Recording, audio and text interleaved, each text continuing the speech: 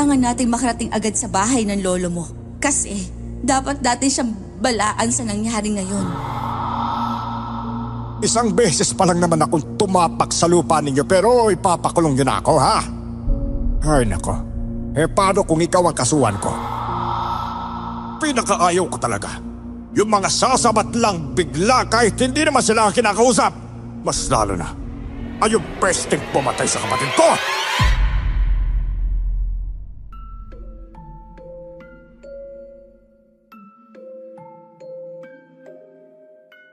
Sabi ni Glock 9 sa kanta niyang Pinamagatang Sirena, di sinusukat ang tapang at ang bigote sa muka dahil kuminsay mas lalaki pa sa lalaki ang bakla. Kasi ano pa ang handa mong isuko para sa pamilya mo? Ano pa ba ang mga bagay na handa mong talikuran para isaalang-alang ang kapakanan ng pamilya mo? Maging lubos pusa ng bukas ang ating isip at kalimutan ang pag-i-stereotype sa mga bakla. Dahil itong istoryang ibabahagi ko sa inyo ay kwento kung bakit ang isang makulay na dilag na katulad ko ay naging sepulturero na nga. Antigero pa! 3 taon pa lang ang nakakalipas matapos mangyari ito. Ako'y laking Maynila at hindi pa nakakatapak sa probinsya nang biglang liko sa landas para mag-alaga ng matanda ang beauty ko. Tawagin niyo lang po pala akong Renren. At ito ang aking kwento. Bago ko simulan ang istorya, huwag kalimutang mag-subscribe bilang suporta sa ating channel.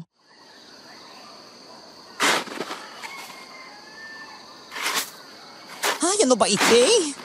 Hindi ko akalain na sa buong buhay ko hawak ako ng pala para magbungkal ng lupa.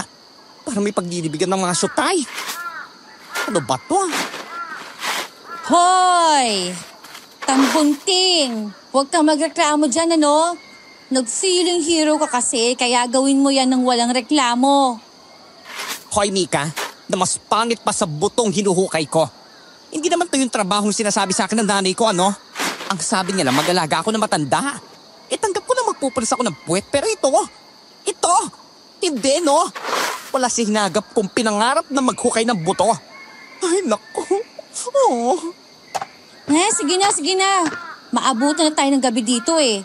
Iiwan talaga kita tamo. Ibang buto naman kasi yung gusto kong hukayin eh. Edi sa lolo mo ikaw magreklamo. Ba't sa akin ka nagsusumbong? Wala naman ako magagawa. Kasi umuo ka kaagad kahit hindi pa nga tapos magsalita yung matanda. Tinanong niya ako kung gusto ko daw lumabas. Di sabi ko oo. Abay malay ko bang sa park ng mga syutay tayo pupunta, ano? Pero wala ka talagang alam na sepulturero ang lolo mo? Wet cell? Malay ko. Hindi ko nga alam pat hindi niya may iwan-iwan tong ginagawa niya eh. Baka naman napamahal na sa ginagawa niya. O baka tagapagbantay siya ng mga syutay. Bodyguard ang peg ng lolay ko. Ewan ko sa'yo, tambunting. Bilisan mo na nga lang dyan. Ayaw mo naman siguro makakita ng mga kakaibang elemento dito, di ba? Kakaibang elemento? Teka, naniniwala ka ba ron? Parang malabong mangyari may ganun bagay sa mga panahong ito eh. At saka FYI, no? Tigilan mo na nga kasi ako sa kakatawag ng mga tambunting na yan. Ano ba kasi yan, ha? Agnay na naiisip ko sa tuwing nakakakita ako ng bagong muka. O ano, dapat na ba akong tumawa na naisipan mo pa akong bigyan ng agnay, ha? Siyempre naman. Teka nga, tulungan na kita dyan sa ginagawa mo. Kasi pangako, ayokong makakita ng aswang na paggala-gala sa sementeryo. Aswang? Sa sementeryo? Oy, bakit naman sila mamamasyal sa sementeryo? Wala naman sila makukuhang karne o kaya dugo ng tao dito, no? Baka pagsipsip nila, formalin agad ang malasahan nila. Hindi nga kasi. Seryoso ko. Sige nga, ikwento mo nga sa akin. Ano? Hoy, baliw ka na ba? Hindi mo ba alam na malakas ang pandilig ng mga hindi tulad natin kapag silang pinag-uusapan? Lalo pat hapon na at nasa sementeryo tayo. Parang kwento lang yan eh. Ang damot-damot. Sige, saglit lang ha. Ay. 2 araw pa lang kasi ang nakakaraan namin. Bagong nilibing dito eh. Madalas sa mga aswang, mas madali nilang napupunta ng sementeryo kasi alam mo na. Kasi, hindi makakajombag ang mga syutay? Ay nako, easy target pala ng mga unga sa mga nakahimlay dito. Medyo na-gets ko na si Lolo kung bakit hindi niya maiwan-iwan ang trabahong ito. Nakakaawa nga naman talaga. Teka nga, ang duga mo eh. Ilang talampakan pa lang ba itong nagagawa mong butas? Bukas na ililibing dito yung patay, di ba? Oo, ay pero bukas pa lang din nilalagay yung mga hollow blocks. Kasi naman, kinapos daw sa budget eh. At saka, hindi ko alam kung ilang talampakan na to. Basta ako ha. Pala lang ng pala. Bahala ka dyan. Yung totoo, nakagawa ka na ba ng trabahong sinunalduhan ka? Bakit parang wala kang pakialam sa ginagawa mo? Princess ako sa Manila, no? Ang pinapakain ko sa mga magulang ko, yung mga panalo ko sa mga paligsahan. Yung mga Miss Gay, ganarn. Oh, siya, tama na nga to. Umuwi na tayo. Balik na lang tayo bukas para matapos na to.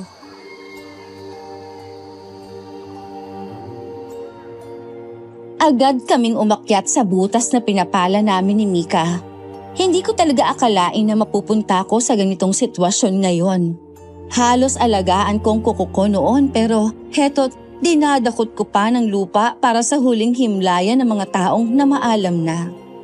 Pero nang paalis na kami ay nakarinig ako ng kakaibang tunog. Agad naming hinawakan ni Mika ang kamay ko at umambang hihilahin ako palayo. Pero hindi ako nagpapigil at hinanap ko ang pinagmumulan ng tugtog. O saan ka pupunta rin? Halika, sigipin lang natin saglit kung saan nanggagaling na tunog na to. Ayoko! Halika, umuwi na tayo! Ay, napakamatatakutin mo naman. Hindi yan, no? Promise, walang ibang mangyayaring masama sa atin, no? Magdahan-dahan ka nga! Huwag kang basta-bastang sumusugod doon. Hindi ka pusa na may siyam na buhay, ha? Napaka-OA mo naman. Parang sisilip lang naman tayo, eh. Teka, dahan-dahan lang naman rin. Huwag kang magmadali. Baka kung anong sila lang ang nasa pinanggagalingan ng tunog na to, no? Hala, ang galing naman ng mga bata doon, oh. Tignan mo, sila yata yung tumutugtog. Naku, may mga bata pa naglalaro sa labas. Uy, pero gabi na, ha? Ay, sige nga, tara. Lapitan natin yung mga yon. Bata ba ka mo? Ilang bata yung naglalaro? Ha? Oo, mga bata. 2 sila, oh. Shoota box. Tara, umuwi na tayo. Huwag na natin silang lapitan. Gusto ko pa makita sina mama at papa. OA mo talaga. Parang bata lang yung mga yon, eh. Maniwala ka na lang sa akin, please. Para dito sa ikabubuti natin. Ay, bakit? Takot na takot ka sa kanila? Basta, halika na, umuwi na tayo.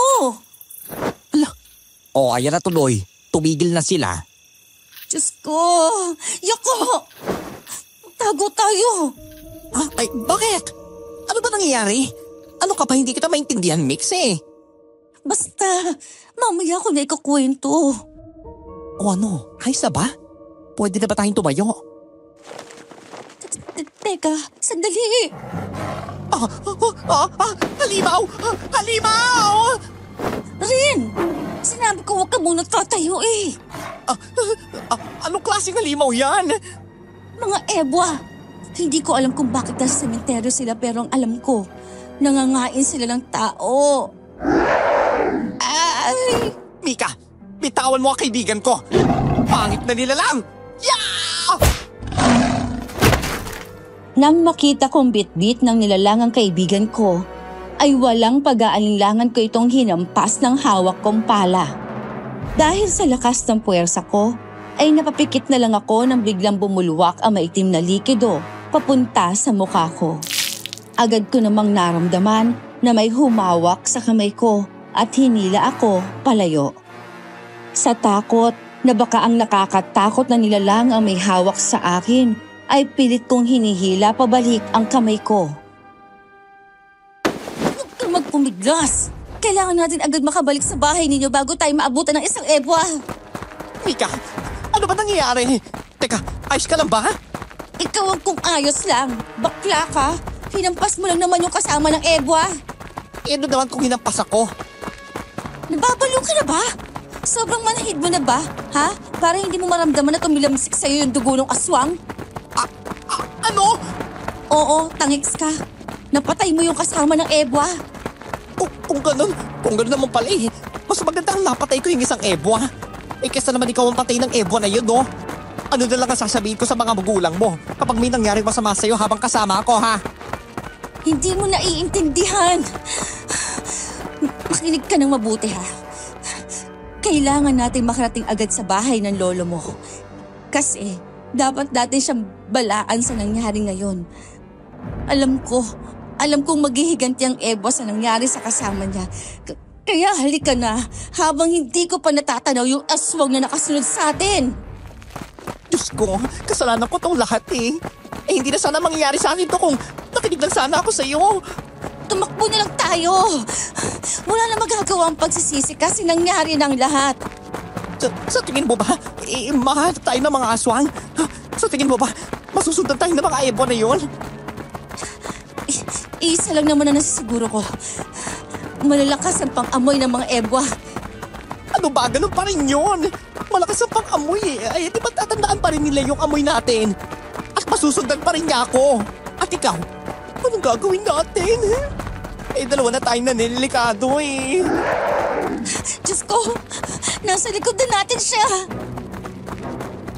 Habang patuloy kaming tumatakbo ni Mika, naramdaman ko na lang na may humawak sa balikat ko at sa sobrang takot ko, ay agad kong naiwas-iwas ang palang hawak ko na nagawa namang iwasan ng aswang. Muli ko namang binawi ang pala ko pero nakabawi na ang aswang at natamaan ng sikmura ko nang suntukin ako nito. Pero hindi ko inindang tama ko at agad kong binawian ng atake ang aswang. Muli kong hinila ang dala kong pala at sa pagkakataong ito ay natamaan ko ang ebwa. Pero dahil sa nangyari kanina ay hindi na matibay ang katawan ng pala at nabali ito. Nang makita ko namang nawala ang atensyon nito sa amin dahil sa tama, ay agad kong hinila ang kaibigan ko at agad na kaming kumaripas ng takbo. Malapit na tayo! Malapit na tayo! Konting takbo na lang! Nangangawit na talaga ako. Parang matatanggal yung braso ko. Ma'am Benito! Ma'am Benito! Tulong! Tulungan niyo kami! Ano nangyayari sa inyo? Bakit puno kayo ng putek? Lolo, tulungan mo po kami. Hinahabol kami ng aswang. Ano? Aswang? Ay, Diyos kong bata ka. Kabago-bago mo palang dito eh. Pagkahanap ka kagad ng mortal na kaaway. Anong gagawin ko, Lolo? Ayoko pa pong mamatay eh. Hindi pa kaya rin ang kagandahan ko mag-goodbye world. Siya. Pumasok na muna kayo sa loob ng bahay. Maghahanda ako ng pangontra para hindi makapasok ang aswang sa bahay natin. Kumalma ka rin. Magagawan to ng lolo mo ng paraan. Diyos ko, hindi ko naman nakalaing makakakita ako ng aswang eh. Isang buwan pa lang naman ako dito sa probinsya. Akala ko talaga maghuhugas lang ako ng puwet ni Lolo eh. O di kaya papaliguan siya. Tama na muna yan. Ikwento niyo sa akin nangyari. Noong patapos na kasi kaming magukay ng libingan bukas ng patay, nakarinig kami ng parang may tumutunog. Ay naku, sinabihan talaga ako ni Mika na huwag tingnan. Pero huli na po ang lahat. Kasi inuna ko po yung pagiging matigas sa ulo ko eh. Tumutugtog. Hindi ba nag-iisa ang aswang na makita ninyo? Opo, dalawa sila. Hindi sana kami mahuhuli kung umupo lang kami ng mas matagal pa doon. Kaso, akala namin wala na yung mga aswang kasi wala na kaming naririnig eh. Ay, anong nangyari? Ba't napatay ni Renren ang aswang na to? Ay, hindi ko rin po alam, Lolo eh. Ang nakita ko lang na hinahawakan ng aswang si Mika. Sa takot ko po na may mangyaring masama sa kanya, hindi na po ako nagdalawang isip. At nako, hinampas ko na nung hawak kong pala. Ano? Abay, isang ampas lang. Teka, totoo ba to, Mika? Oo, Mang Benito. Isang hampas nga lang po talaga ni Renren na patay niya yung aswang. Naku mas delikado ito. Kapag kumalat sa buong baryo ang nangyari, may tiyak na magiging mas madali sa aswang na sugurin tayo. At ang mas malala pa dito, kung anong klase ho itong aswang Mang Benito. Tama. Sa sinabi niyo, alam kong ebo ang aswang na ito at hindi sila sumusugod na mag-isa. Pares-pares yan sila. Kung hindi ako nagkakamali, minsan may pagkakataon pa na isang grupo sila. Pero bakit po nasa sementeryo sila? Hindi po ba dapat sa mga katulad nila nasa lamay? May ginawa yata ang pamilyang namatayan para hindi makalapit ang aswang na to sa lamay. Kaya ngayon, inaabangan na lang nila ang bagong libing para hukayin din nila ito. Ano yun? Hoy, huwag ka na nga lumabas, Mika. Baka kung anong nasa labas eh. Pero kailangan ko rin naman umuwi eh. Baka mag-alala si na Mama at Papa. Teka, ako nang sisilip. Ha? Tao? Teka, bakit may tao sa labas? May kailangan yata sa inyo, Lo? Sandali. Kalabasin ko. Oh, Bong. Anong ginagawa mo rito? May kailangan ka ba sa akin, Iho? Magandang gabi po, Mang Benito. Ako'y napadaan lang dito at manghihingi sana sa inyo ng langis eh. Kasi naman naubos yung langis na hinihingi ko sa inyo nung isang araw eh. Oo siya. Tumuloy ka muna. Akala kasi namin kung sino na tong nakatayo sa labas ng bahay eh. Ikaw pala to. Wag na ho. Nako, dito na lang ho ako sa labas maghihintay. At napadaan lang ho talaga ako. Sige kung ganun. Papasok lang ako sa loob para kunin yung garapon. Sige ho. Maraming salamat ho, Mang Benito. Ikaw ba yung apo ni Mang Benito na galing sa Maynila? Ako nga ho. Kung hindi mo naman mamasamain, Mang... Bong. Tawagin mo na lang akong Bong. Mang Bong.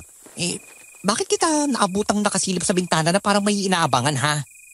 Pwede ka naman kumatok eh. Nako. Hindi ko sinasadya na tukutin kayo ha. Minsan kasi masyadong bingi na rin ng Mang Benito kaya kahit matanggal na ang ugat mo sa leg kakatawag hindi pa rin niya naririnig. Kaya nakaugalian na naming silipin na muna ang loob ng bahay. Ha? Ikaw yata ang bingi, Mang Bong eh. Malabo naman kung hindi nyo kami marinig eh. Halos nagkisigawan na kami sa loob.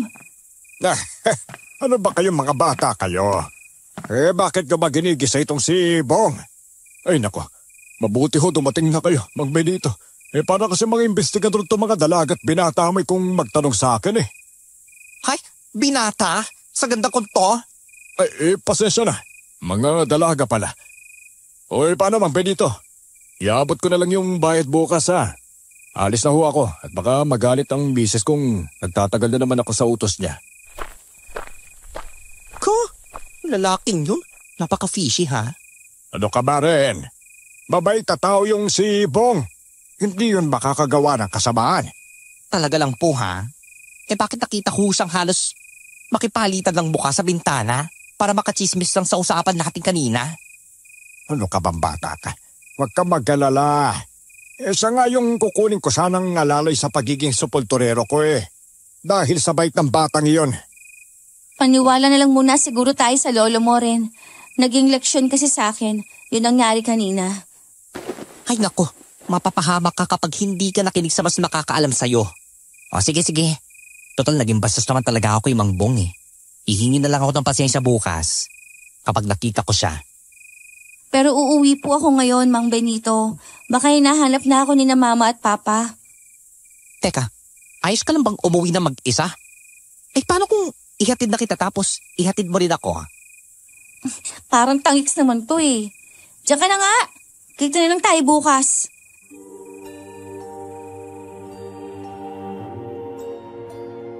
Umuwi na nga si Mika at tinanaw ko lang ito hanggang sa mawala na sa paningin ko ang kaibigan ko.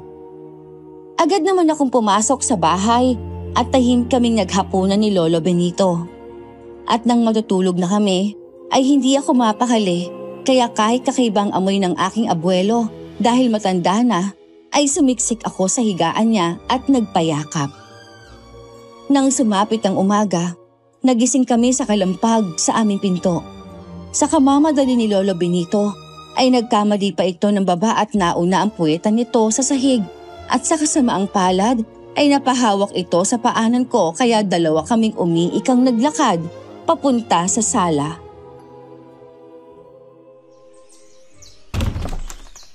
Magandang umaga ho, Mang Benito. Oh, ano nangyari sa inyong dalawa? Ha, Tambunting? Bakit umiika kayo ni Mang Benito? Ayos lang ba kayo? Ay, kasalanan mo to eh. Aba, ba't na naman naging kasalanan ko yung katangahan mo? Ano ba naman? Kung makakalampag ka ng pinto namin, para kang hinahabol ng mga pinagkakautangan mo eh. Ay, ano ba yan? Kaya, ba't na mo malabog ka kaya gaga ha? Hindi pa ako nakakapag-short ng posteso ko eh. Makinig ho kayo mabuti. Masamang balita ang sasabihin ko. O ano na, sabihin mo na kagad. Gusto ko na magsipilyo, nakakaloka ka. Si Renren. Ano mga kaya yan? Kumakalat sa palengke yung balita na nakapatay si Renren. Hala, sino nga sa layo pa magpapakal ng balitang yan? Hindi ko ho alam ang Benito. Nasabi lang sa akin ni na mama at papa pagka-uwi nila galing sa palengke. Teka nga, para sa akin ha? Ayos lang naman na ipagbalita na nakapatay ako, no? Pero huwag naman sanang putulin. Dapat, diniretso nila na aswangan napatay ko, no? Di baka bigla na lang akong hulihin ng mga pulis, ha? Teka. Kumalma nga muna tayo at hindi rin ako makapag-isip ng maayos eh. Teka, maiwan ko kayo susod ko yung posteso ko ha, sandali yan. Nako, may pakiramdam ako may kinalaman yung balyenang pumunta dito kagabi. May nahuli ko siyang halos makipaghalikan na sa bintana sa pakikipagchismis. Si Mang Bong? Nakita ko lang si Mang Bong na nasa may pinto. Pero hindi ko inaasahang mas lalapit pa siya sa bintana. Ayoko, Bax. Muntik na kaming maghalikan kagabi nung pagsilip ko eh. Naku, mabuti na lang. May bintana kundi ang taba-ching-ching pa na yon ang makakakuha ng unang halik ko. Kapal na mukha. Ay, nasa na ba yung usapan natin? Ay, tungkol sa napatay ni Renren. Ganito yan na po ha, makinig ka. Aaminin na ni lolo mo ang totoo kung bakit kita pinapunta rito sa probinsya. Teka, huwag niyo pong sabihin na. Ano, alam mo na? Tanggap mo na ba po? Kung dapat magsimula na tayo sa lalo madaling panahon. Naipapakasal ninyo ako sa alkade ng lugar na to, lolo. Ay naku, ayoko pong makulong sa isang relasyon na bunga lamang ng pilit na pagpapakasal. Ay, anak ka ng tokwang bata ka eh. Akala ko pa naman magseseryoso ka. Ay naku, kahit kailan niyang kaganapan talaga ng pagbubaka mo eh. Ano ba kasi, Ren? Makinig ka nga na mabuti sa sasabihin naman, Benito. Importante to. Ito naman, napaka-KJ nyo. Alam niyo ba yon? Minsan nga lang nagpapakasaya yung tao eh. Iibahin nyo naman kagad yung takbo ng usapan? Ay, apo. Hindi lang naman sepulturero ang trabaho ko eh. At ang pangalawang kabuhayan ko, ang gusto kong ipamana sa'yo. Talaga ho ba? Walang kayamanan si Mang Benito kung yan ang iniisip mo. Paka-KJ talaga? Oy, makinig ka rin. Isa akong sepulturero, na antingero. Ngayong kumakalat na sa baryo na nakapatay si Renren. Aasahan ng mga taong ito na ikaw ang sunod kong tagapagmana. Ha? Kaya ho ba ako inutusang gumawa ng butas sa lupa? Kasi, ensayo ko na yun sa pagiging sepulturero ko. Ren! Ayusin mo tono mo kay Mang Benito. Hindi eh. Tinanong niyo ho ba muna ako kung gusto ko bang maging sepulturero at nangtingero? Bigla na nga lang akong ipinadala dito ng mga magulang ko na walang sinasabing paliwanag eh. Para na magtinraidor niyo ang buong pagkatao ko.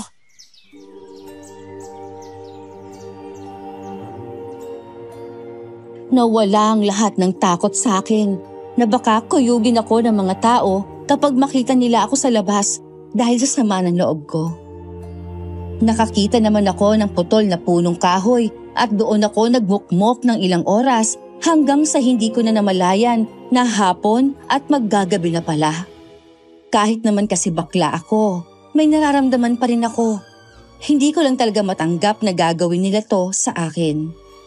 Nang hindi man lang kinukuha ang opinyon ko, lalo na sa mga bagay na ito. Habang malalim ang iniisip ko, ay nakarinig ako ng mga yapak. Pero hindi na ako nag-abalang tignan pa ang lumapit sa akin. Lalo na't malayo pa lang ay naamoy ko na ang pamilyar na amoy ni Mika.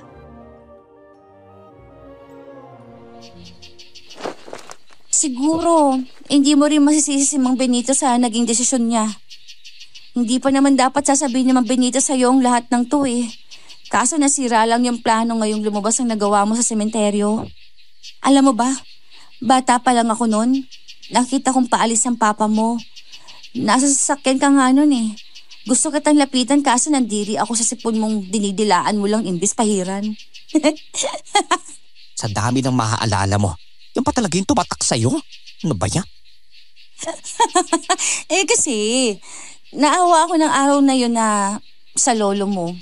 Kahit maliit pa lang ako noon, napatanong ako kay na mama at papa kung sasaktan ba sila kung iiwan ko rin sila gaya ng nag-iisang anak ni Mang Benito. Tapos, kinausap ko siya.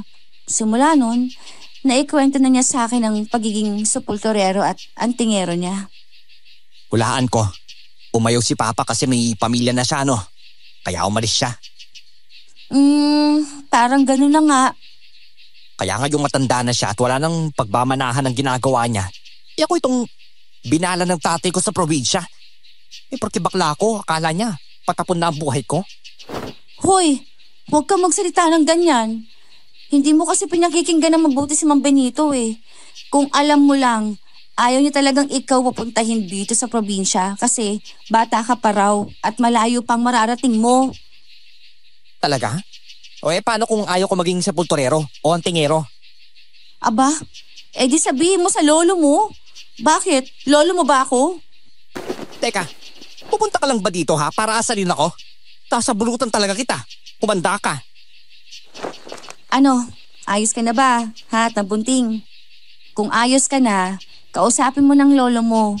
Masamang pinasasama ang mga loob ng matatanda. Maikli na nga ang buhay nila eh. Mas lalo pang iikli dahil sa mga konsumisyon sa anak at apo. Daming alap. Halika na nga. Medyo luminaw na ang isip ko.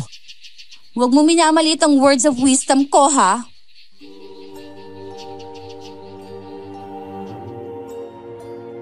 Dahil sa kinuwento ni Mika ay medyo luminaw ang isip ko, kaya naman umuwi na kami sa bahay. Naabutan ko pa ang Lolo Benito kung nakatulala lang sa kanyang bintana habang nakaupo sa kanyang silyang tumba-tumba gaya ng nakagawian nito. Dahan-dahan akong lumapit at hinawakan ang balikat ng aking lolo. Nang tingnan naman niya ako, ay bakas pa sa mga mata nitong pag-iyak. Kaya hindi ko maiwasang mapaluha sa isiping napaiyak ko ang lolo kong tinanggap ako kung sino at ano man ako nang wala ni'y katiting na pangusga.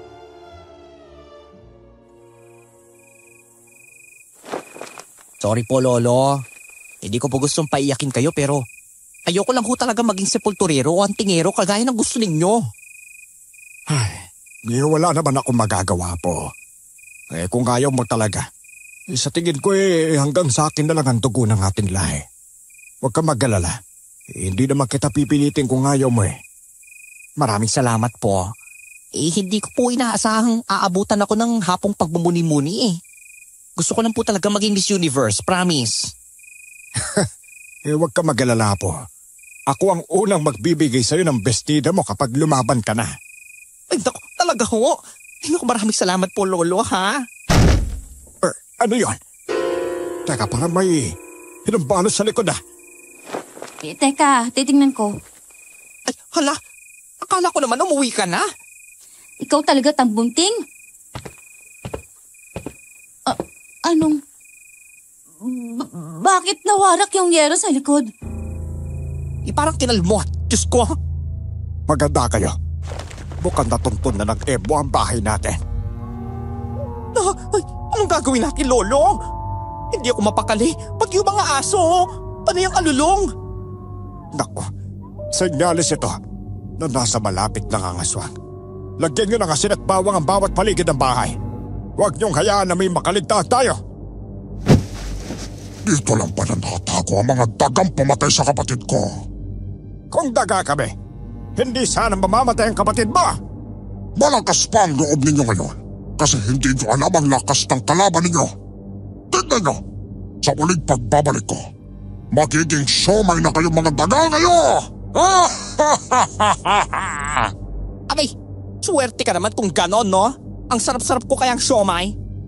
Huwag mo nang galitin, Box! Baka balikan tayo! Anong sabi mo? Pinakaayaw ko talaga.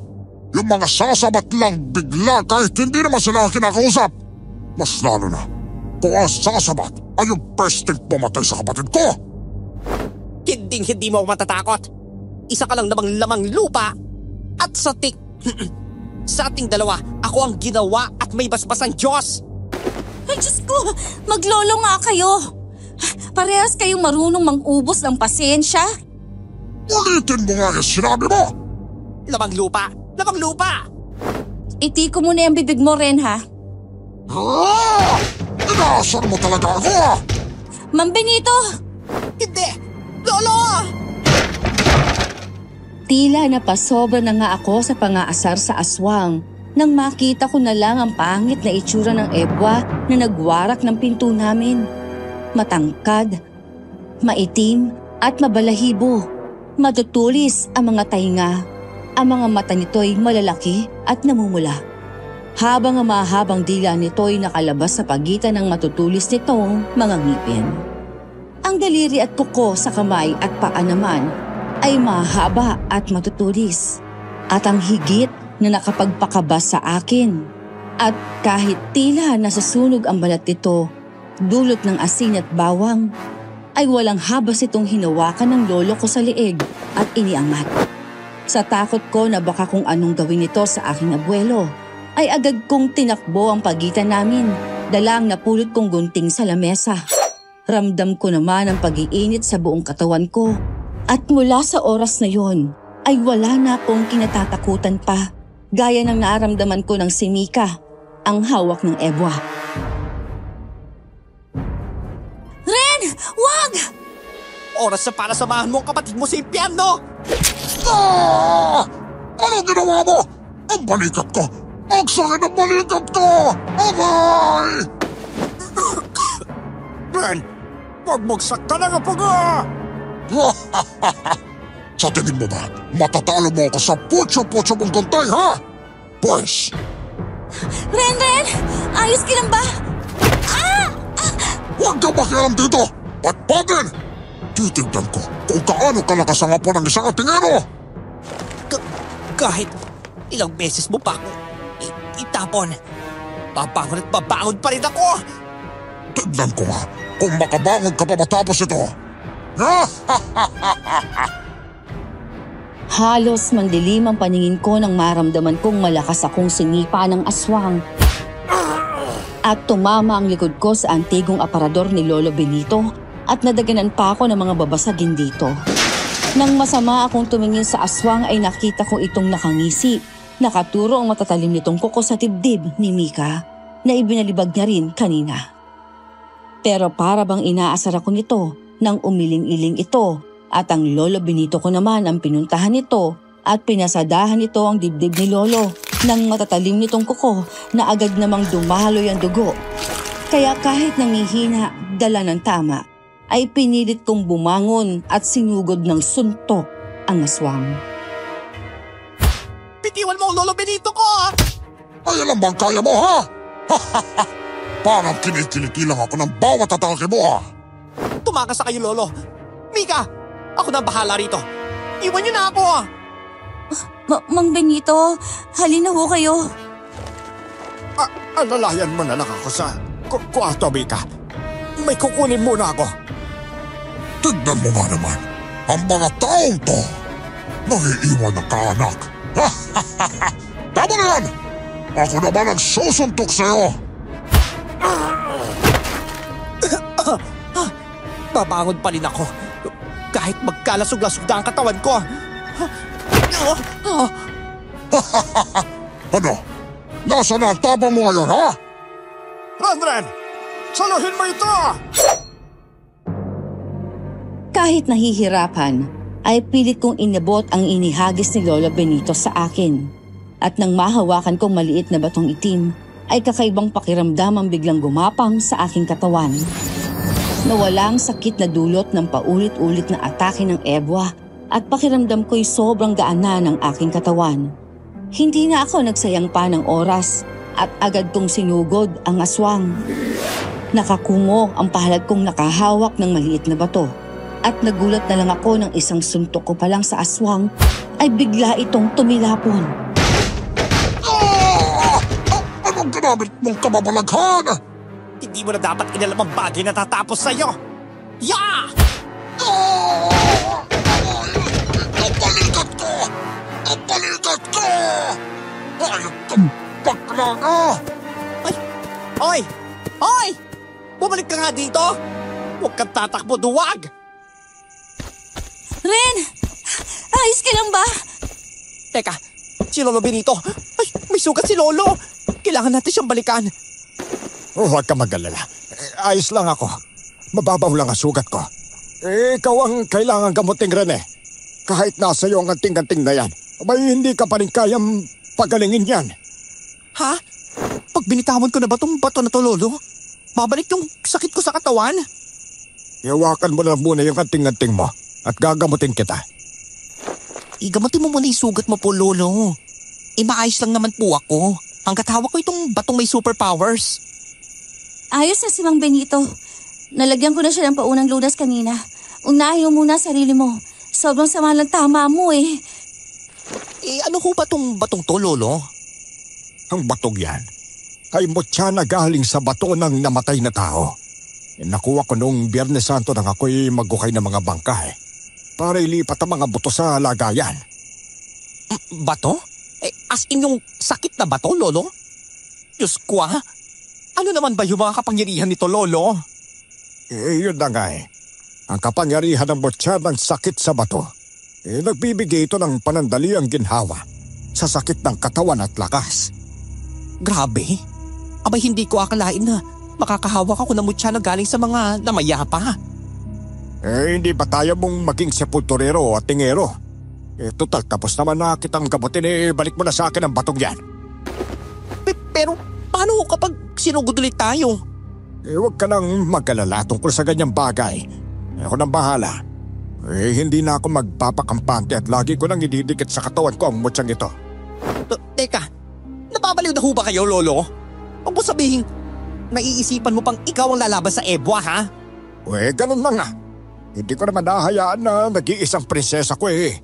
Ibabala ko sa mga aswang na yan. Ay naku, baliw ka na nga talaga, Lolo.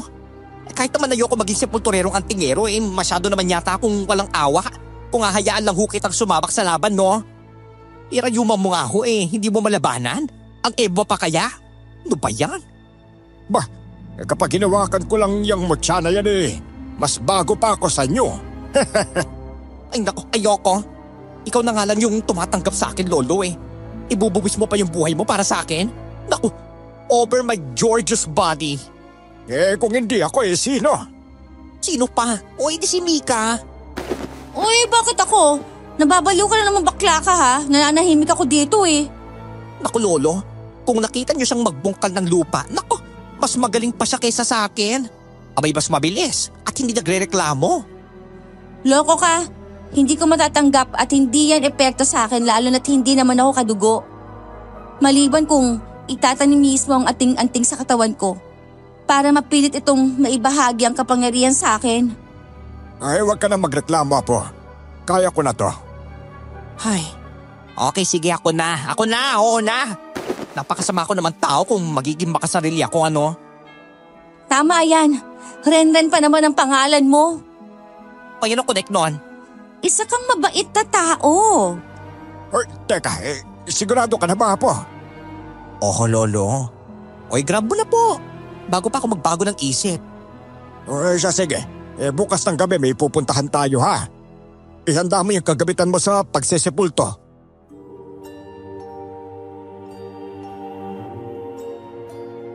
Lumipas ang gabi na yon na hindi na rin nakauwi si Mika na ayos lang naman daw at nakausap niya na ang mga magulang niya.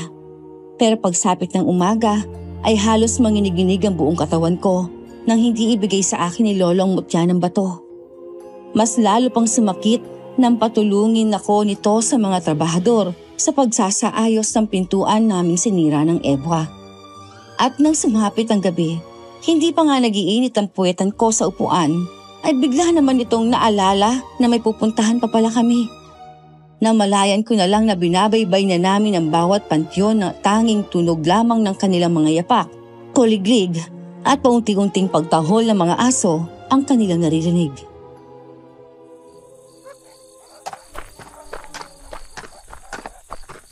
Lo, ano ho ba talagang ginagawa natin dito?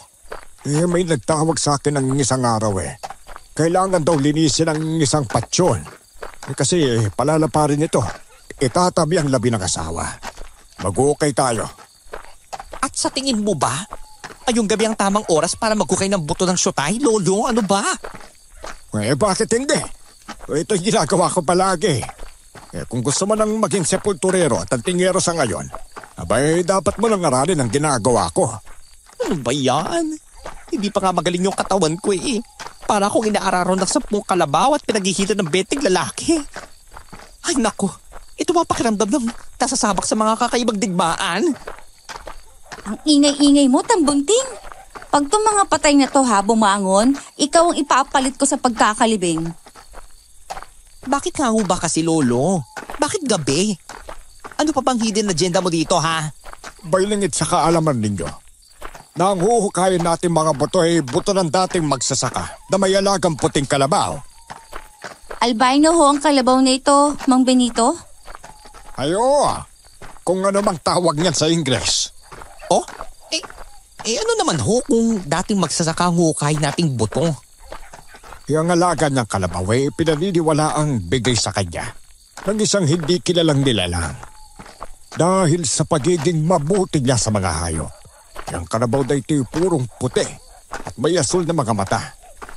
Bakit ho namatay kung ganyan naman ho pala? May isang nainggit na mangkukulam. Kinulam ang tawang ito hanggang sa may mga langaw na lumabas sa bibig nito. Sa tuwing siya'y nagsasalita, nang hindi niya makaya kinitil niya ang kanyang sarili. At ang himala pa rito kinabukasan na kanyang pagkamata ang kalabaw na alaga niya ay himalang namatay rin.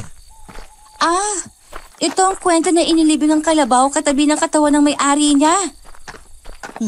Hulahan ko, Lolo. Puhukayin mo to ngayong gabi para makuha mo yung buto ng kalabaw na puti, no? Gagawin mong mutya. Ay naku, mabuti na lang matalino ang susunod na henerasyon ng mga antingero. Pero paano mangyayaring magiging mutya ang ordinaryong butong ito? 13 taon na. Simula nang ilibing sila. Araw ng Biyernes Santo.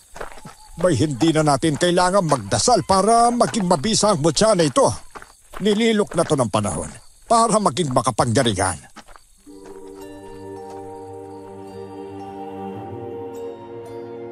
Agad na kaming naghukay nang matuntun namin ang puntod na pinapahukay ng customer ng lolo ko. Doon ay may nakita kaming isang kalansay ng tao at kalansay ng isang malaking hayop. Nang makita ito ni Lolo ay agad ko itong inalalayan sa hukay at agad nitong pinulot ang isang pabilog na puting bagay. Bigla namang tumirik ang mga mata nito at nanginig na siyang ikinabahala ko. Ay, Lolo! Ayos lang ho ba kayo? Ano nangyari? Ay, Benedicto! Pinag-alala mo na naman ako ng bongga Lolo! Lolo! Ay, ito na yon. Ito na ang mutya na para sa'yo, Renren. Astig! Ngayon na meron na tayong armas para sa mga aswang, kailangan na lang natin hanapin ang kuta ng mga ebwa. Teka, Pax. Ba't naman isasabak mo kagad ako sa bonggang labanan? Ano ba yan? Aba, hindi na dapat tayo nag-aaksaya ng panahon kasi hindi naman natin alam kung kailan muling babalik yung mga aswang. Tama si Mika rin May wala na tayong karapatan na magsayang ng oras kung ayaw ninyo maging peste ang buong baryo natin. Kung ayaw mo maging tahanan ng lugar natin ng mga aswang. Alam kong hindi lang basta babawi ang ebwa na to. Lalo na't alam nilang may kakaiba tayong kagamitan para makatalo ng aswang. Ibig sabihin susugod ulit ang mga ebwa pero hindi sila 2 o 3 kundi malalaking grupo? Baka magkataon pang buong pamilya ng ebwa sumugod sa atin. Sa rasong napatay mo ang isang miyembro ng kanilang pamilya. Teka nga, paano ko susuotin yung mutya na yan? hindi naman ako makakasigurado na hindi ko mabibitawan ng mutya ng kalabaw na to, no? Habang naglalaban kami ng mga tsakanis na ebon na yan. O eto, ang matibay na ugat ng balete. Abay, tinirintas ko to para kung sakaling mahanap na ang pinakamalakas na mutya. At ito na nga yun. Ay, naku, salamat Holo ha. Ay, shh. Parang may narinig akong kakaiba. Wala mo nang lalabas sa atin sa hukay na to.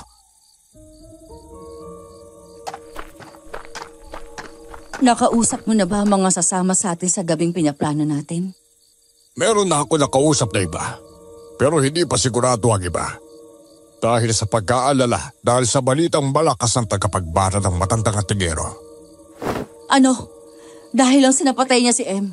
Hindi ibig sabihin nun na malakas na siya. Ay, lampa naman yung si M. Sinabihan ko na hindi lahat ng tao ay pwede niyang kainin kagad. Ang kinakain naman kasi natin ay mga preskong bantay. Ay, naku, nakakainis talaga. Kaya kailangan nating mabawian ng matandang antigero na yon. Buhay! Laban sa buhay! Teka lang, parang may naaamoy akong kakaiba rito ah. Parang hindi lang tayo tao sa sementeryo. Nanlalaki ang mga mata naming nagkatinginan habang nakatakip ang mga palad ko sa aking bibig.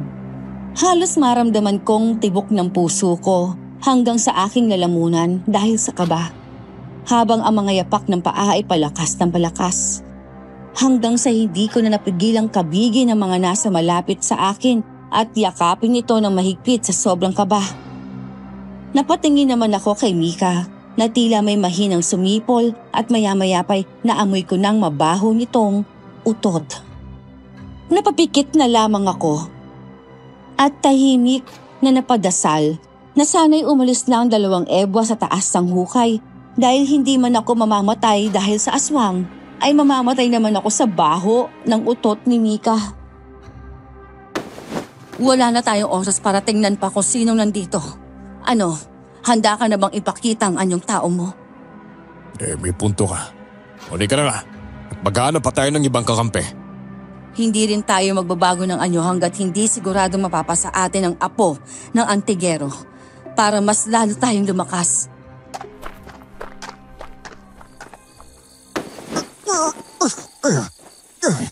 Ren! Si Mang Benito! Ay, hala, ay, pasensya ka na Lolo ha. Ay, hindi ko na malahingi ko pala yung niyakap ko. Ano ba yan? Ay, nako. Makakaligtas nga ako sa ebo eh. Hindi naman ako makakatakas sa baho ng kilikili mo, Apo. Naglagay ka ba ng tawas, ha?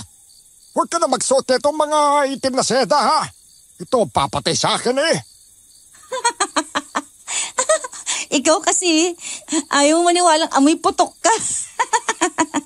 Ay, wow. Parang hindi ko inubos ang pinakawalan mong bomba kanina, Day. Akala ko nga mangingitlog ka na pagkatapos sa sobrang kaba mo, eh. Pero biro, ha? Pwede na ba tayong umuwi? Nailigpit ko na rin naman yung mga kabaong eh. Nadjejebsa talaga ako. Aray. O halina ho kayo, Lo. Uy, baka bumalik na naman yung mga ebwa na yun eh. Kailangan na natin ng matibay na plano kung paano talaga mapipigilan yung mga ebwa na yon na makahanap ng kakampi nila. O siya, maglakad na lang tayo habang nag-uusap tayo, ha? Balik tayo sa ebwa na yon. Para nabobosesan ko talaga sila eh. Hindi ko lang mapunto kung saan ko sila narinig. Yung boses ng lalaki parang narinig ko kailan lang eh. Ikaw ho ba, Lolo? Nakikilala mo ba yung mga boses nila? Pamilyar ho ba yun sa'yo? Pamilyar eh, pero ayoko magbanggit ng pangalan hanggat wala tayong matibay na ebidensya. Ay nako, mukhang mapapalaban na yata talaga ako nito, Lolo eh. Bangasan na nila ang buong katawan ko. Wag lang yung mukha ko, no? Kaya bangan na naman itong tambunting na to. Payat ka nga eh, pero yung tiyan mo, na parang nakalunok ko ng ilang libong butete sa itsura mo. Okay, Ting Ting. O, nandito na tayo. Ay, mag-uumaga na pala eh. Kung hindi kayo magpapahinga eh, may bibisitahin akong kaibigan, ha? Huwag na nga ho siguro muna tayong pumasok. Puntahan na lang muna natin tong sinasabi mo, Mang Benito. Oy, traitor kang bruha ka? Namamahid na yung paa ko kakalakad, no? Hindi pa rin magaling yung sugat namin ni Lolo. Ano ko panibhasa? Kunyari na himatay-himatay ka sa atake ng mga buwisit na yun eh. Oo, para naman kayong mga asa't pusa eh. Halina kayo. Malapit lang naman ang bahay nila dito eh. Ha? Nilagpasan na natin yung bahay namin, Mang Benito. Mukhang pamilyar din ang daan na to eh. Teka, hindi ba ito yung daan papunta sa bahay ni na Mang Bong? Makikita niyo kung bakit ko kayo dinal dito. Tao po! Tao po! Nandiyan po ba si Bong at Remy? Wala naman sumasagot, Mang Benito. Baka wala sila rito, Lo. Malabo na mga alis sila. Masyado pang maaga para maggala. Nandito na pala si Mang Bong eh. Mang Benito. Napadala ho kayo. Yung agagan nyo namang mamasyal dito. Halina ho kayo. Pumasok na muna kayo sa aming munting tahanan. Ay, ganun ba? Pero hindi kami magtatagal dahil may tatanong lang sana ako sa inyo eh. Teka, ba't ang dami niyong putik? Galing ba kayo sa safari at nakipaglaro kayo ng mga hayop sa putikan? Mapagbiro ka nga talaga, Ren. Ay, nako. Huwag niyo nang pansinin ang asawa ko at puyat pa ito dahil sa kakasikaso ng negosyo namin eh. Teka, namumukhaan kita. Hindi ba ikaw yung nagkomisyon sa paghuhukay ng buto nung nakaraan? Kasi may bagong ililibing sa pwestong yon? Oh, Mika? Ay, pasensya ka na, Iha.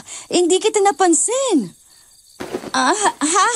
Ay, hindi ba ikaw, Mang Bong, ang nahuli ni Rende na nakadikit yung mukha sa may bintana? Teka nga, ano bang gusto mong palabasin? Hala, wala naman ho. Galit na galit ka naman agad sa akin, Manang Remy. Nangangumusta lang ako? Ay, tama na nga yan, Mika. Kita mo naman na paika-ikatong si Manong Bong eh. Laki pa ng pasa sa mukha. Ay, tumabi na nga tayo. At baka naman dadaan sila papasok. Ang totoo, ano ho ba talagang kailangan nyo sa akin, Mang Benito? Bakit bigla-bigla na lang kayo sumusugod na pumunta dito sa pamamahay ko, ha? Baka kasuhan ko kayo ng trespassing eh. Abay, isipin mo nga mabuti ang sinasabi mo, Bong. Isang beses pa lang naman akong tumapak sa lupa ninyo pero ipapakulong yun ako, ha? Ay, nako. Paano kung ikaw ang kasuhan ko? At ilang beses na kitang nahuli sa CCTV, ha? Nadala ni Renren galing Maynila. Kung wala na kayong kailangan, makakaalis na kayo. Well, actually meron. Oy, nasaan na yung bayad ng lagis na hiningi ng asawa mo sa amin dahil lang sa kailangan mo, ha? Aba, pinaghirapan ng lolo ko yon, no? Yun lang ba? Heto ang pera. Isuksok mo yan sa baga mo. Ay, noted, walang problema. Buisit. At hintayin nyo lang ang sabina na galing sa barangay.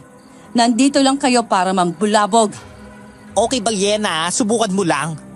At makikita mo naman kung sino ang kakampihan. Tara na nga! Bax, sinuksok mo ba talaga yung bayad sa dibdib mo? Ano akala mo sa akin? Baka naman bawiin pa niya eh. O at least, kapag kakapain niya yung boobs ko pwede ko siyang kasuhan ng sexual harassment. Boobs? Balatag buto lang naman yan Ito, yan tignan mo. Ano? Ang bastos mo naman. Tsaka, palagi ka bang nakasuot ng bra na yan, ha? Bakit naman hindi? Karapatan ko naman to bilang mamamayan ng Pilipinas, no? Ano ba tumigil nga kayong dalawa sa pagtatalo ninyo? Inalam ko lang talaga kung totoo ang kutob ko tungkol sa mag-asawang yun eh. Ay, Lolo. Hindi ka ho ba pumunta ron para singilin yung utang nilang langis? At ganyan lang baka babaw ang tingin mo sa akin, ha? Ay, nako. Kung gusto mong mailigtas ang taong nasa tabi mo, kailangan mo lawakan ang pag-iisip mo, bata. Pero naguguluhan din ho ako, Mang Benito Hindi ba si Mang Bong dapat ang nangunguna mong kandidato kung sakaling walang tumanggap ng pamana mo? Mabuti na lang at hindi rin ako padalos-dalos. Abay, magiging malaking problema talaga kung sakaling mapasa kanya ang anting-anting na mga inipon ko sa loob ng mahabang panahong pagiging sepulturero ko, ano. Pero Lolo, biro ho. Wala naman po akong nararamdamang kakaiba. Simula pa kanina nung binigay mo po sa akin yung mutya ng puting kalabaw eh. Kahit na nilagay ko na to sa ugat ng balete. Parang nakakapagtaka naman kung ganon. Nang hawakan ko naman ito kagad naman itong dumari sa katawan ko. May problema ho ba? May malaki yan. Kung ganitong hindi gumagana kay Rene ang pinakamalakas na mutya, hindi niya tayo magagawang iligtas. Abay, ang mas malala pa nito hindi niya magagawang pigilan ang pagsunod ng mga ebwa. Naku, ano na po ang gagawin natin yan? Parang mas mabuti na lang din po na ibalik niyo na lang sa akin yung mutya ng bato. Naku, manenelikado ka. May limitado ang kapangyarihan ng mutyang yun, ano? Nandito na pala tayo sa bahay niyo Pumasok muna kaya tayo para makapag-isip tayo mabuti. Baka dahil sobrang hina ko, Lolo. Kaya hindi gumagana sa akin yung mutya na yan. O baka baliktad. Baka sobrang lakas mo, kaya nahihiya yung mutya. Malakas? Naku, dalagang Pilipina ako, no? May punto si Mika. Alam mo, malakas ka rin Yan ang palagi mong isipin. Kahit na ano pa ang kasarian mo, may apo ka pa rin ng isang malakas sa sepulturerong antingero. At magagawad ko to ng paraan. Kung hindi niyo humamasamain, Mang Benito, anong gagawin niyo para mapaamo ho ni Renden ang mutya ng puting kalabaw?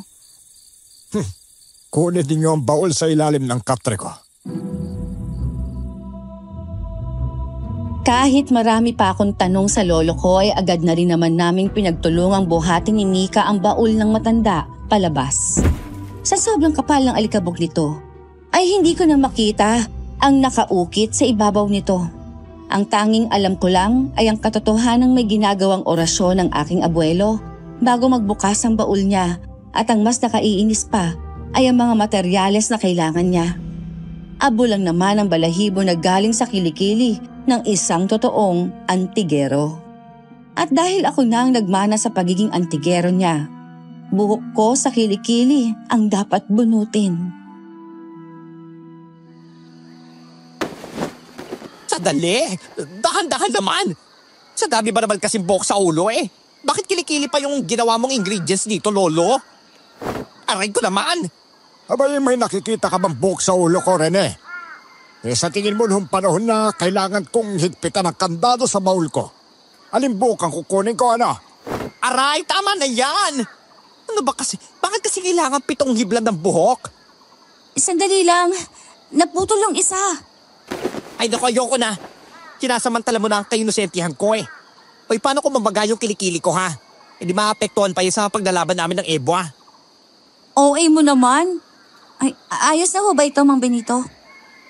Oo, ayos na yan. Hoy, sandali. At susunugin ko at dadasalan. Ano kaya ang laman ng baul na yan? Natalo pa ang National Treasury sa higpit ng seguridad. Baka yung mana mo. Nagbukas din. Akala ko hindi ko na mabubuksan ang baul ng mga anting-anting ko. Oo nga no, Mika. Parang pamana nga. Kagang na to. Akala ko pa naman bulto-bulto ng ginto yung lalabas Ito na yun. Magmadali kayo. Magmadali. Nahalag ko na ang bukong-buka na pinakaunang antingero ng ating pamilya. Ay, ano ba yan, Lolo? Kumalma ka nga po. Nahulog tuloy yung pustisyo mo.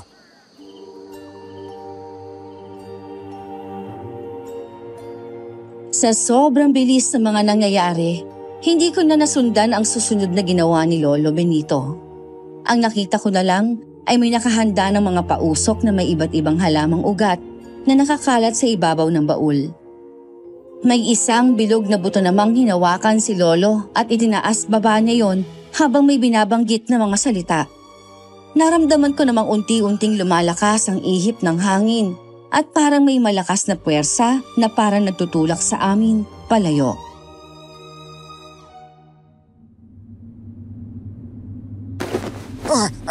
Ano nangyari? Ang lakas naman ng hangin tumutulak sa atin patras. Humawak ka, Tambunting. Baka tangayin ka. O mga espiritu, inaalay ko sa inyo ang butong ito. Bigyan nyo ng lakas para maging sandata laban sa mga aswang. Balak yatang baliin ni Lolo Benito yung bawat buto ko sa katawan eh. Ang lakas! Ren, akin ang mutya ng puting kalabaw! Eto na po, Lolo. Eto, ganito lang yan. Dapat dito. Mukhang hindi matibay. Dito. Ayan. Hindi ko akalain na makakagawa ko ng anting-anting na pinakamalakas yata sa buong mundo. Teka, ano ho bang nilagay mo sa mutya ng puting kalabaw, Lolo? Ito ang buto ng tao na galing sa bukong-bukong. Hindi ito ilegal dahil noong unang panahon, malaya pa ang mga tao na gawin ang gusto nila sa bangkay ng kanilang kanak. Nawala pa yung mutya ng puting kalabaw. Eh hindi niyo naman po sinagot yung tanong ko, Lolo eh. Silipin mo. Nasa loob ang mutya. Hala? Paano nangyari yung parang lumulutang yung mutya sa loob ng bukong-bukong? Kahit anong klaseng anting-anting ay kaya kong gawin dahil ako ang nag-iisang Benito. Lolo, nakakita ka na ba ng liwanag galing sa taas? Aha, liwanag eh, bakit naman? Ay, ang lakas ho kasi ng tama ninyo eh. Eh baka mamaya may kakaibang tuktok ka na sa ulo eh. Bah, hindi ako basta-basta kukunin ng poong may kapalano dahil alam niyang may tungkulin pa ako sa lupa. Yon ay ang alagaan ka at hubugin para maging isang mabuting sepulturero. At higit sa lahat, habang sepulturero kay walang magkakabaling hawakan ka dahil isa ka na ring malakas na antingero. Grabe ha? Haba naman ho ng paliwanag mo, Lolo. Benito! Buksan mo ang pinto! Nandito na mga taga-barangay para patawan ka na subpina. Oo nga! Lumabas ka! Oras na para pagbayaran mo ang pag-alimpusta mo sa amin! Ano na naman ang problema ng dalawang baliw na to? Grabe! Mukhang tinotoo nga nila yung pagpapasampina sa barangay. Pero ba't kasama sila sa paghati ng sampina? Ren, mag-ingat ka! Huwag kang basta-basta lang susugod ha! Naku, sila ang unang sumugod, Lolo. Pagbibigyan ko lang sila. Bakit ikaw ang lumabas? Nasaan ang lolo mong kalbo? Hoy, ang lolo kong kalbo ay abala sa pagpapatubo na buhok niya. Kesa sa pakikipag-usap sa mga insekto katulad ninyo, no? Aba, ganyan na ba ang mga bagong tubo na galing sa Maynila ha? Mga walang kalan! Aba! Ganyan na ba ang mga matatanda ngayon na porket mga bata pa lang kami? Sa isip ninyo wala kami mga nagagawang tama, ha? Ito, Kapitan. Ito ang sinasabi kong walang modong bata. Sumugod sila sa bahay namin at pinagbantaan na kung papatayin. Pinagsalitaan din nila ako ng masasama dahil lang sa hindi kami nakabayad sa utang. May tama ho ba ang ganyan? Ipapatawag namin sila kasi halata namang matagal na silang umaaligid sa bahay namin. At sigurado akong bago pa kami makarating, pumasok na sila doon at naghalukog. Tama! Naabutan naming makalat ang sala namin at may mga nawawalang mga bagay. Abat, napakabalhura ng binig mo, ha? Aray! Aray! Bitiwan mo ko! Bitiwan mo ko! Ren! Huwag mo nang sabunutan si Balyena! Baka kung ano pang mangyari sa'yo! Sabi ng tanggalin mo yung maduming kami mo sa asawa ko eh! Nagawa mo ako suntukin? May sumapi na yata masamang elemento sa pag-iisip mo. Ren! Saan ka pupunta? Hala, baka kumuha siya ng itak.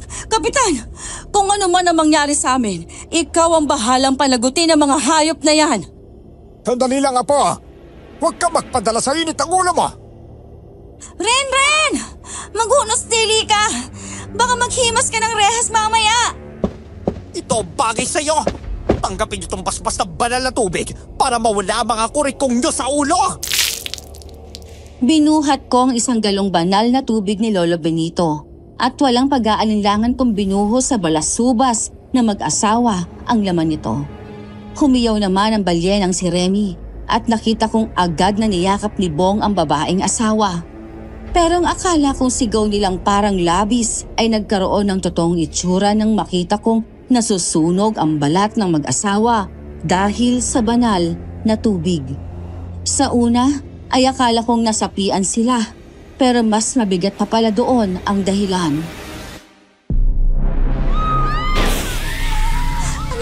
nangyayari? Bakit nasusunog yung balat nila? Hoy bakla! Muriatic ba yung itinapon mo sa mga insektong yan? Lolo, muriatic ba tong nasa galon? Wala ka namang detail sa kubeta. Bakit may muriatic ka? Ay, anong muriatic? Wala akong ganyang laso sa pamamahay ko eh. Abay kung meron man. Dati ko pa itong binuho sa 2 napastaangang to. Ay, pero bakit sila nasunog? Uy, wala akong kasalanan ha. Inosente po ako. Inosente ako, Lolo. Teka, huwag muna kayo mataranta. Tingnan ninyo oh. Tingnan niyo yung parte ng balat na nasusunog sa kanila. Naku, hindi ito maganda. Kapitan! Tumakbo na ho kayo bago pa kayo madamay dito. Malapit na maggabi. Anong ibig sabihin nito, Lolo? May suspecha na ako. Simula pa lang eh. Pero hindi naman ako Panginoon para husgahan agad kayo. Ang ibig sabihin, sinama ng Remy at Mangbong ang... Oo, silang dalawa nga ang mga Ebwa na dapat mong kalabanin. Dalawa? Teka, sigurado ko ba kayo na kaya ko silang dalawa? Bakit hindi? Eh tandaan mo lang yung sinabi ni Mang Benito. Malakas ka. Hindi ka madaling matalo. Isang palo mo lang ng pala. Mapapatay mo agad sila. Hangal! Akala niyo ba katulad ng kami ni M? Hindi ko alam na masyado rin kayong tuso. Kinalit ko lang pala kami para makuha pagkakataon ito. Ano? Pinaparatangan nyo naman kami. Mga wala nga talaga kayong utak. Magmamaang-maangan pa kayo. Matagal ko na talagang hinintay ang pagkakataon ito. Matagal kong hinintay na may paghiganti ko si Em. Buhay ang kapalit ng buhay! Nanlaki ang mga mata ko nang bigla na lang sumugod ang ebwang na lalaki sa lolo ko. Ang mahaba nitong daliri at kuko sa kamay ay nakaamba sa ulo ng abuelo ko. Mabuti na lang at medyo maliksi pang matanda at nakayuko ito at dumulas lang ang atake ng ebwang na si Mangbong. Sa makinis na ulo ng aking lolo. Pero dahil abala ko sa pagtingin sa lolo kong nakikipaglaban sa aswang, ay hindi ko namalayan ang mabilis na pag-atake sa akin ng babaeng ebwa. Mabuti na lang at maliksi si Mika. Nagawa niya akong yakapin para makaiwas kami sa atake. Huwag mo na kaming alalahanin ni Mang Benito. Ang mahalaga, matalo mo sila.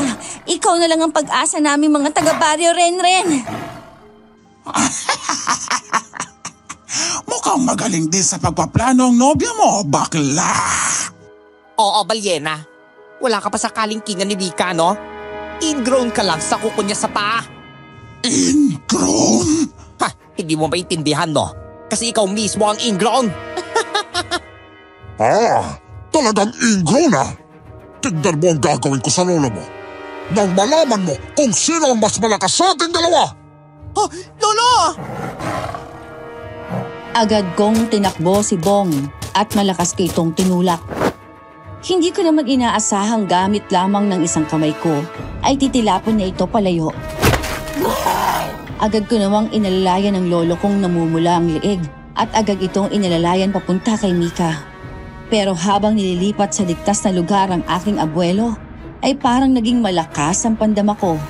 Nararamdaman kong may parang malakas na puwersang papalapit sa amin at nang lingunin ko ay ang babaeng ebwa na pala ang pasugod sa amin.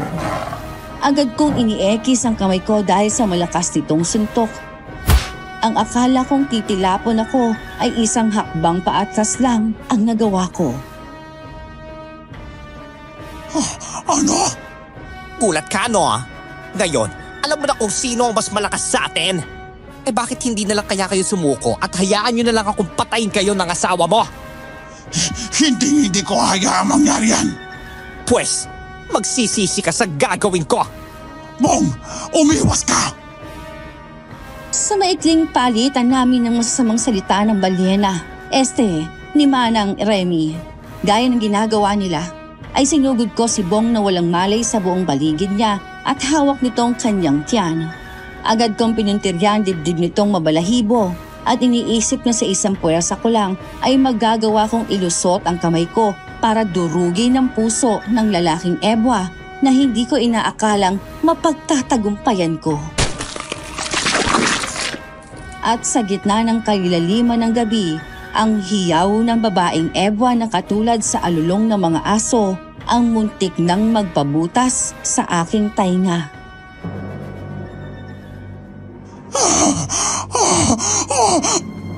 Bong, bakit ang tanga mo rin katulad ni M?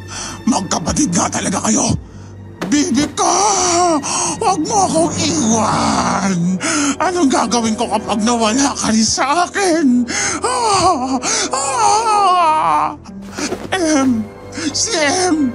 Sa wakas, magsasama na din kayo ng pinakamamahal mo kapatid. Pero hayaan mo, ang pagkamatay mo ay hindi mababaliwala. Salamat sa sakripisyo, mahal kong Bong. Ialay mo sa akin ang katawan mo para mapaghiganti ko kayo.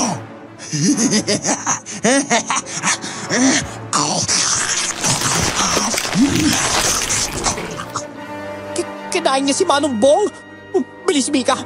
Mukhang delikado ng sitwasyon natin. Dali mo si Lolo sa kalapit na bahay at humingi tayo ng tulong. Hindi pwede. Ang baul ko. Hindi ko pwedeng iwan ang baul ko. Halika na, Mang Benito, bago pa tayo maging rason sa pagkatalo ni Renren. Hindi! Ang baul ko! Ang pinakamamahal kong baul! Nakita ko na lang na nandilim ang itsura ni Mika na tila naaasar sa lolo ko.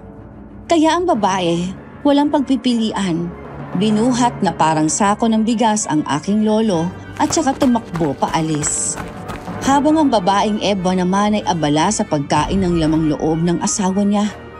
Nakakita naman ako ng palang nakasandal sa dingding, kaya agad kong pinulot ito para maging armas at gamit ang duguan kong kamay ay ipinaikot-ikot ko ito.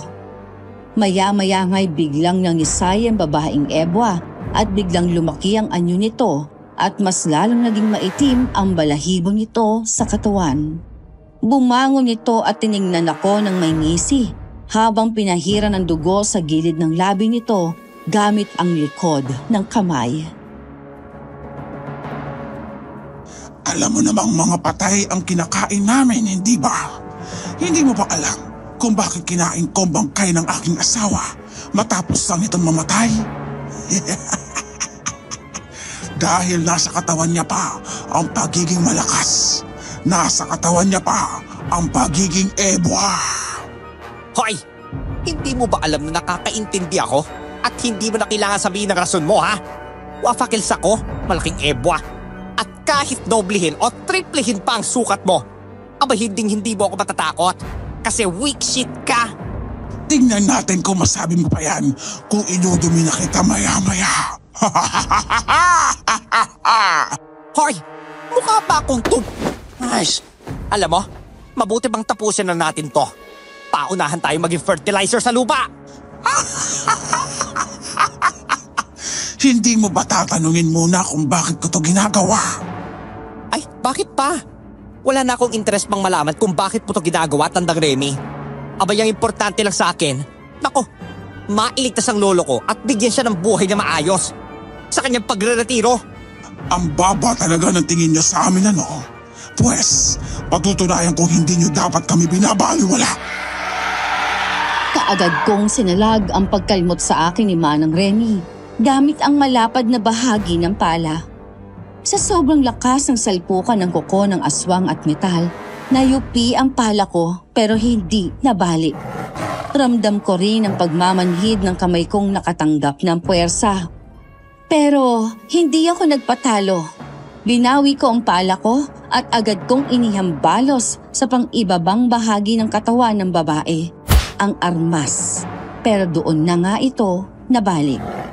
Mabilis naman ako nitong tinulak at tumilapon ako papunta sa puno ng mga saging. Hindi ko alintana ang nananakit kong balakang at agad kong hinawakan ng mutya sa aking kwintas. Inaalala ang salitang ibinahagi sa akin ni Lolo Benito. Ay! Sa tingin mo ikaw lang ang kaya mag-transform? Bakit? Ano pang gagawin mo? Isa ka lang namang mortal. Wala kang kakayahan at higit sa lahat, umaasa lang sa kalikasan. Mas nakakadiri pa ang boses mo kaysa sa isipang lulunok ako ng maliit na buto galing sa katawan ng kalabaw. Ano na? Wala ka na bang ibang sasabihin? Huling habilin na! Magkikita-kita naman kayo sa tinatawag ninyong langit. Ay, hindi ko alam kung bakterya ang nakakapit dito. Pero ito na lang ang huling paraan para naman mailigtas ko ang taong nangangailangan ng tulong ko. Ren! Pagkalunok ko sa mutya ng puting kalabaw, naramdaman ko muna itong bumara sa lalamunan ko. Hindi na ako makahinga sa sobrang sikip nito sa lalamunan. Kaya naman inubo-ubo ko ito pero ayaw pa rin bumalik pataas. Hindi ko maiwasang magsisi sa mga palpak kong desisyon sa buhay. Kaya ng oras na bumagsak ako sa lupa, ay puno ng pagpapatawad ang aking isip. Ramdam na ramdam kong mutya na hindi bumababa at hinaharangan itong lagusan ng hangin sa aking lalamunan. At nang bumagsak ako sa lupa akala ko'y katapusan ko na. Hanggang sa maya-maya pa'y biglang nag-init ang buo kong katawan at nang dumilat ako, nakita ko ang patulong laway ni Remy sa akin kaya malakas ko itong itinulak. Ha! Buisit! Unang beses kong lumunok ng malaking mutya! Anong ginawa mo? Akala ko mamamatay ka na sa katangahan mo. Akala ko rin pero dahil isa akong masamang petrang kabayo, hindi pa ako tanggap sa heaven kaya hindi mo ako literal na matitikman. Akala mo ba matatalo mo ako sa labanan? Binigyan ako ng second chance na may kapal kasi may purpose pa ako, no? At alam mo ang purpose na yon? Ang syutahin ka! Hindi ako makapapayag!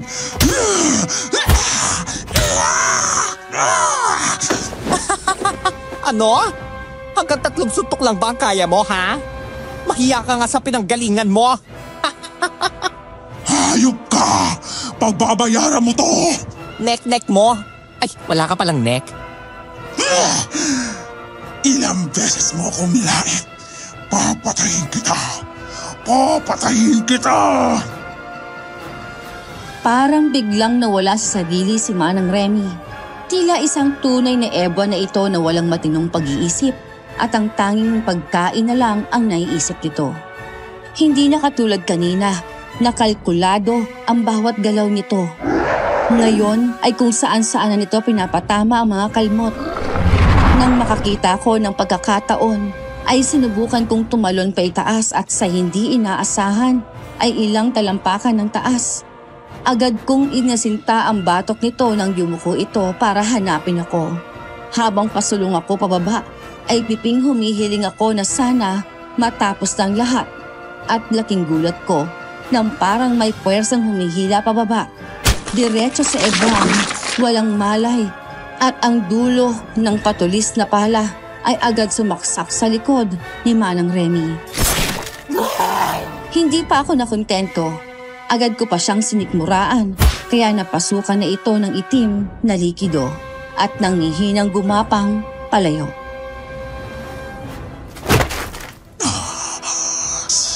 Sandali lang.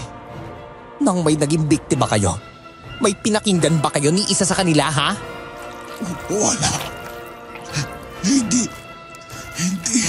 na naman nakapagsasalita ang patay. Dapat na talaga nating tapusin to, Manang Remy. Halatang pagod na ako, no? Sandali lang. May sasabihin ako tungkol sa sekreto ng lolo Benito ko. Pwera sa mga ingredients siyang walang makakabantay. Sa tingin ko naman wala nang ililihim ang lolo ko, no?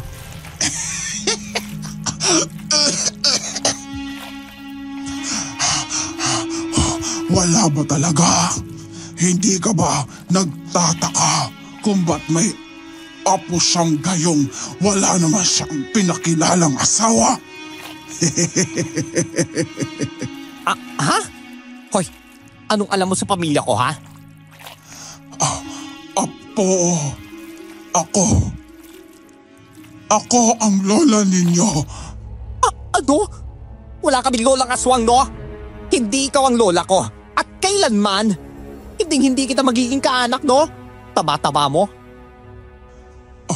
Apo, makakaya mo ba akong patayin?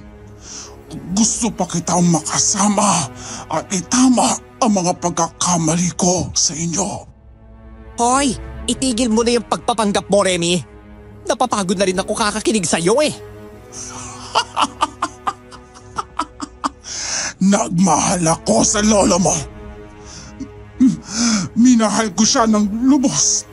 Pero ang gago, naghanap ng iba. Ang masakit pa, lalaki ang ipinalit niya sa akin. Bakla ang lolo? Oo, Apo. Nabuntis siya ako at hindi pinanagutan. Tama na yung kasinungalingan mo. Ayaw na ayaw ko talaga na dinadamay yung pamilya ko. Lalo na paggaling sa madumi mong bunganga.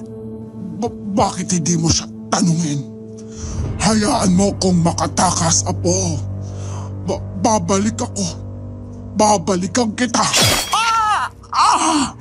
Hoy! Ayoko talagang inuubos ang pasensya ko, ha? Bagay lang sa'yo ang dibdib. Tama na pag-aari-arian ninyo sa buong banyo na ito. Oras na para balaan ng mga kalahi ninyo, kahit kaanak pa kita. Dahil sa pandidilim ng aking paningin, walang habas kong pinutol ang ulo ni Aling Remy at Mang Bong at dahan-dahang naglakad, bit-bit ang dugo ang ulo nila papunta sa sementeryo. Sa dulo nito, sa bandang kakahuyan, ay isinabit ko ang tila ulo ng hayop ng mga ebwa. Bilang babala sa mga kasamahan ng mga ito, kung sakaling subukan na naman nila kaming sugurin. Ang mapayapa at mahanging sementeryo ay nagbigay linaw at galit na pilit kong itinatago.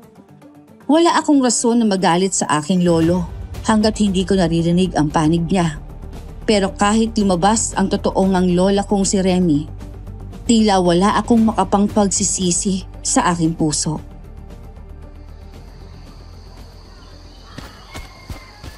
Ren! Tambunting! Bumalik kami sa bahay ninyo at nagdala kami ng maraming tao para tulungan ka. Pero pagdating namin doon, wala nang ulo mga ebwa. Sinundan namin yung tulo ng dugo at nandito ka lang pala. Ano ginagawa mo dito? Tapos na ba? Apa, nagalala ako sa'yo. Akala ko kung anong nangyari sa'yo. Lolo, tapatin mo nga ako. Teka, ano nangyari? May masakit ba sa'yo? Natamaan ka ba?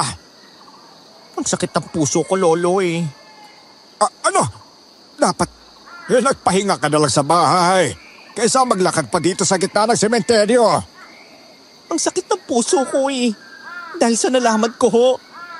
Totoo po ba may pinagpalit kang babae para sa lalaki? Anong kalokohan yan? Sa mula rinig ang bagay na yan? So totoo nga. Totoo nga ang lola ko si Remy.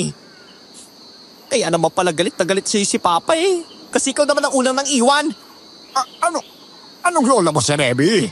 Ipupusta ko ang pustiso ko. Kahit ni minsan, hindi ko sinubukan lang din si Remy, no? Ano? Teka, nagugulahan na ako, Lolo. Ay, ang totoo niya, no? Tinakasan ko nga ang kasintahan ko noon. Nabulag ako kasi hindi ko alam kung sino nga ba talaga ako eh. Ipinagpalit ko siya sa lalaki. Lalaking pinirahan lang ako. Pinagbalaman ko ang totoo na ang balitang buntisang abuela mo eh. Walang pag-aalinlangan kung pinalikan ng lola at papa mo. Pero huli na ang lahat para buuin ng pamilyang sinimulan ko. Ano ho? May sakit ang lola mo ng panahong yon. Pinapili siya ng doktor kung ipagpapatuloy niya ba ang pagbubuntis o ililigtas niya ang sariling buhay. Pero kailangan niyang tanggalin sa kanyang sinapupunan ng tatay mo. Teka, so ibig sabihin, namatay si Lola para kay Papa? Pero bakit alam ni Remy ang lahat ng to? Dahil si Remy ang matalit na kaibigan ng lola mo. Pinangako niyang gagantihan niya ako sa ginawa ko sa kaibigan niya. Hindi ko lang akalain na mahuhulog siya sa kasamaan. Ay nako, salamat mo sa paliwanag, Lolo ha. Pasensya na po talaga. Hindi ko lang akalain na may gusto pa rin siya sa akin hanggang ngayon eh. Ay nako Remy, hindi ko akalain na pipiliin mong mabuhay ng ganitong paraan. Siguro malungkot ka Remy. Bagay lang sa'yo yan. Maldita ka. Tara na nga. Grabing revelations to ha.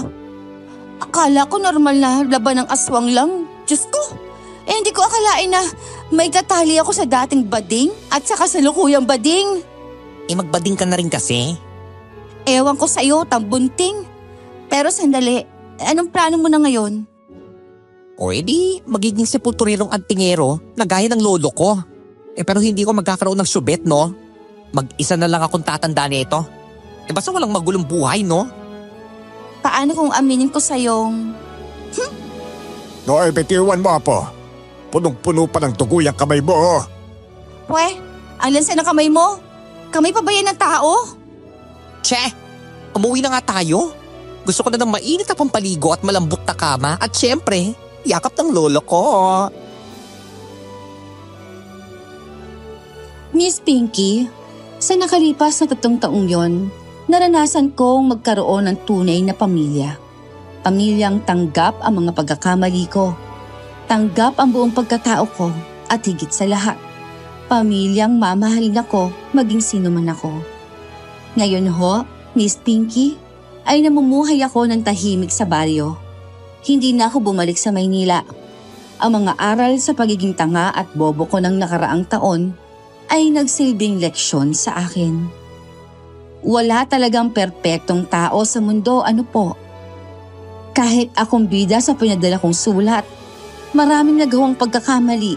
Pero sana ho, mga kayanggaw, ang mga pagkakamaling ito ay hindi maging rason sa pagsuko natin sa buhay. Kung may makugnot na tao, buhusan niyo rin ang banal na tubig. Sino makakapagsabi na baka ebo na rin pala ito? Hanggang dito na lang po ako, Miss Pinky. Mga kayanggaw, sana ay may matutunan po kayo sa isang Miss Universe na katulad ko. Hanggang sa susunod po na katatakutan. Maraming salamat po at mabuhay.